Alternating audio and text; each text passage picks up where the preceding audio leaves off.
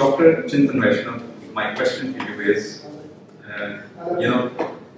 you have been working on a very noble idea. We never had this before in our country, which is Atal Innovation Mission, and also Atal Tinkering Lab.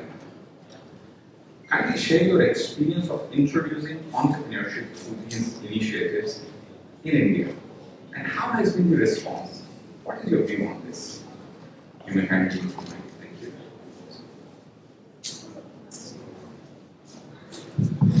Okay.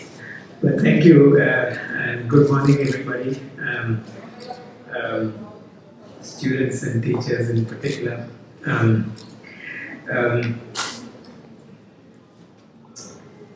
Before I answer your question, maybe I can, since this panel will take up more fine-grained issues, can I paint a picture, the big backdrop as we see it, which relates to your question? It would be a pleasure, sir, because I think that's very important.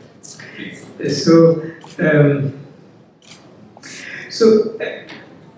In creating such an initiative, and I think I must also mention that Atal Innovation Mission, Dr. Rajiv Kumar was the head of the mission high-level committee that directs this mission and has directed this mission for the last 5 years. So we have one more reason to thank him for his service.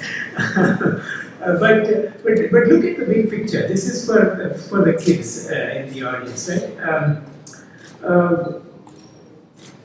And Dr. Kumar asked a very profound question, right? That in an entrepreneurial nation, why do you need an entrepreneurship initiative if we are naturally entrepreneurial, and laid out certain historical reasons for it and so on. But look forward now. Look forward to the opportunity. So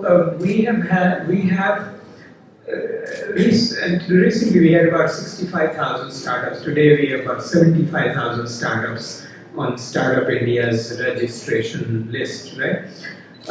This is for 130 crore people. This means that we have one startup in 20,000 Indians.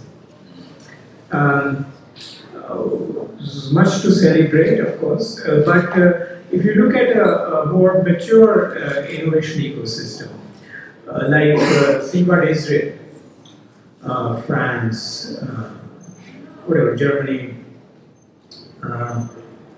United States.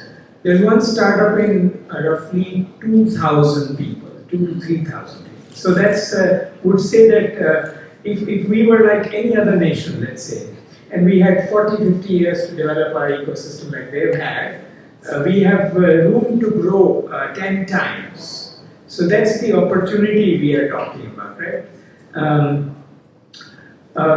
Now, why are we 1/10? That's at this moment. One of the reasons, that's a research question, I don't know the answer to that. But one of the reasons could be that only 1/10 of Indians speak English, and those are the only ones participating in the innovation ecosystem. But anyway, on that point, I must also say, before I forget, that if you open up, that is, if we open up this competition to all languages, Atal Innovation Mission will help you out. We have a cohort of 100 strong trainers in representing all 22 languages of India who can teach and understand design thinking. This group will help you out. So we'll work on that. Okay, so that's the opportunity.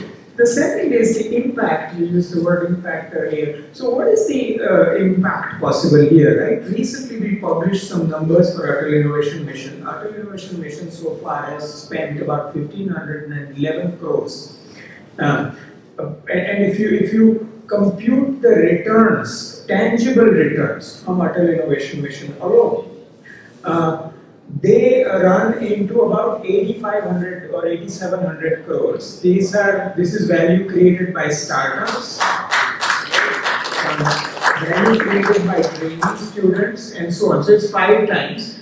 If you were to use the social cost of capital, and so for students, what that means is that what is the impact on the whole society? If you were to use that construct, the returns are something like 17 times. Okay, so that is the impact we are looking at. Other way to think about impact is, all of us know people, companies like TCS and Infosys and so on, right? Think about 75,000 startups that we have. On average, a startup has 11 employees. Let's take 10 employees. Okay, that is 7.5 lakh jobs. That's Infosys and TCS put together.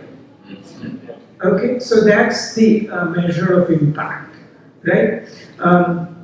And so now let me just very briefly come to your question. So the experience so far has been that we have really barely scratched the surface, first of all, because there are 260,000 secondary and higher secondary schools, and we have so far created 10,000 RT tinkering labs. And therefore, initiatives such as this one are very, very important, because obviously creativity is not limited to only those schools who have adult tinkering labs, and how to bring everybody into the fold. And I think idea is the common denominator by which anybody, whether lab or not, can come into the fold. So this is really excellent. Our greatest, there's a tremendous uptake in students, and these labs work the best when students, teachers, principals, and mentors all are aligned. That is our currently our greatest challenge, is that there's all this infrastructure. The next set of challenges are all human resource challenges. So that is what the experience so far has been.